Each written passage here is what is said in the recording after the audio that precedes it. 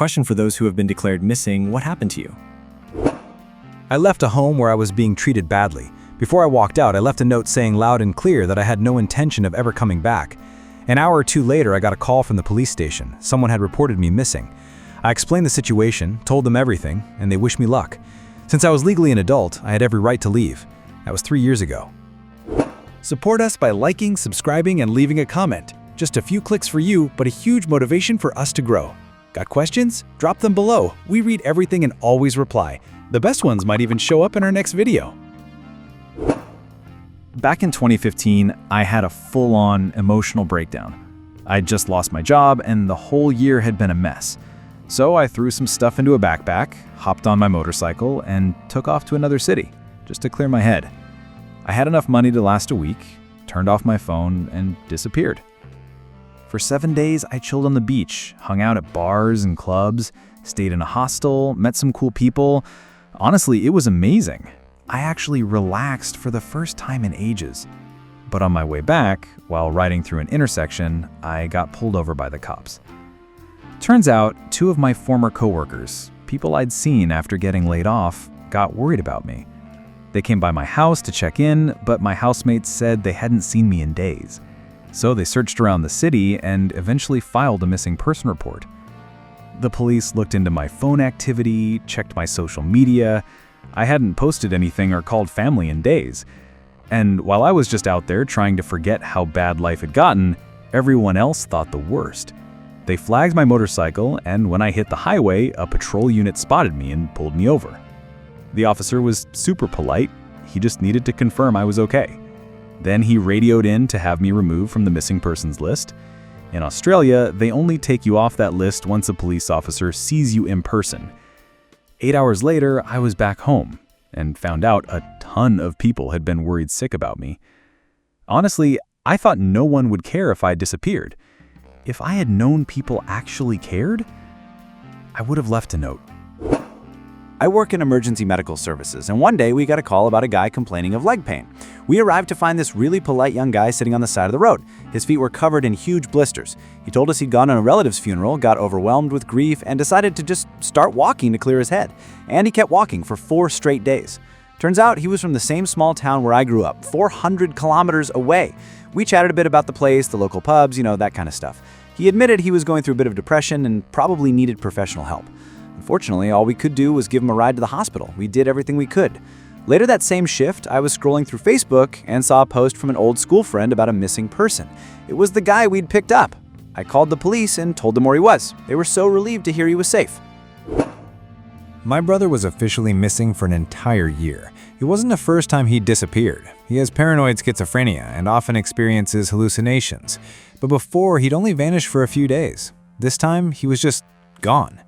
We live in New York City, and my parents had no idea where to even begin looking. For a whole year, we kept going to the police to identify bodies, hoping none of them were him. He had no friends, no girlfriend, nowhere he could have realistically gone. He had simply vanished. A year later, we got a call from a hospital in Washington, D.C. They had found my brother on the street, completely emaciated. Turns out he'd gone to D.C. to warn the government about some imagined threat. He had stopped eating because he believed the food was poisoned. The only reason he survived was because homeless people had taken care of him. When they found him, he barely looked like himself, covered in flea bites and totally out of it. Physically, he's okay now. Mentally, not so much. But at least he hasn't tried to run away again. Every time I see a homeless person on the street now, I think of them, because they probably saved my brother's life. I went on a 3-week vacation. Sometime during the second week, my boss called me asking if I was okay. Apparently the police had reached out to him because someone filed a missing person report. Turns out my neighbor filed it because she hadn't seen me in a week and got worried. Honestly, it was kind of sweet. Well, hey, at least now you know you've got great neighbors. One of my very first memories is of the time I went missing. I was 5 years old and my family took a vacation to some remote corner of Scotland. Basically just trees and more trees, nothing else around. There wasn't much to do, so my sister and I decided to play hide and seek, and I had a brilliant idea. I'd hide right by the front door of our cottage, under this massive bush. I watched my sister search for me for about 5 minutes before she gave up and went back inside. But I wasn't giving up that easily. I was committed. I stayed in those bushes, waiting to be found. After maybe 15 minutes, more people joined in the game. My parents were running around in different directions, and I sat there giggling, thinking, wow, I'm really good at this. Then even more people joined. Guests from nearby cottages, park staff, even the police. Hours passed, it got dark, and I was still in that bush having the time of my life. My sister was only 7 at the time, so she wasn't allowed to help with the search. She just sat quietly on the porch. Eventually, my bright yellow jacket started to glow in the fading light, and after they'd spent the whole day searching the forest, she finally saw me, sitting right across from her the entire time. Best game of hide and seek I've ever played. I don't remember exactly how old we were, probably around 10. My friend and I came up with a genius plan to make some money. We'd rake up fallen leaves from neighbors' yards for $5 a house. So we started going door to door, offering our services. We actually got a few takers. Eventually, we'd walk so far that we reached an unfamiliar intersection and realized we had no idea where we were. We'd never left our own neighborhood before. By then it had gotten dark and we couldn't read the street signs or recognize anything under the dim glow of the streetlights. We kept walking aimlessly until we heard sirens, then saw flashing lights. A police car pulled up and the officers asked us for our names. They put us in the back seat and drove us home. To us, it felt like we were on a long journey across the city. In reality, we'd only gone 4 blocks away. Our parents were not impressed. We got in huge trouble, and they even took the money we'd worked so hard to earn. This happened about 10 years ago. I just moved to California with my now ex-husband. We had this absolutely insane drug addict neighbor living downstairs. She was constantly picking fights with us and causing drama. One day, the guy living across the hall started doing renovations in his apartment, and she ran upstairs screaming at us, convinced we were the ones making the noise. There was no reasoning with her. Every time I left the house, I tried to be as quiet as possible, just in case she tried to sneak in while we were gone. Eventually, I'd had enough and filed an anonymous complaint with building management. I also reported her to the police. Turns out we weren't the only ones. She had a long list of complaints against her. My husband picked me up from the police station and we decided to grab lunch. Meanwhile, the geniuses at the management office went straight to her and told her exactly who filed the complaint. When we got home, she was banging on our door and screaming like crazy. We noped out of there immediately. Said screw it, went to Walmart, bought a tent and some gear, and headed off for a weekend in Yosemite. We snuck back into the apartment quietly before the trip, got a little sleep, and whispered to our neighbor that we were going camping for a few days. Then I sent a quick message to my mom, my brother, and my sister, letting them know we'd be off the grid. For some reason, only my sister got the message. A few days earlier on the phone, I'd told my mom about the crazy neighbor and how she was threatening us. Then we just disappeared. We were gone for 4 days. When we got back, I checked my voicemail, and it was full of panicked messages from my mom and brother. They had gone to the police. They told them our neighbor had probably murdered us, skinned us, and was now wearing our faces as masks. The neighbor we'd warned before we left told my mom we were camping, but she didn't believe him. He thought he was covering for the killer downstairs. Why? Because her daughter would never go camping.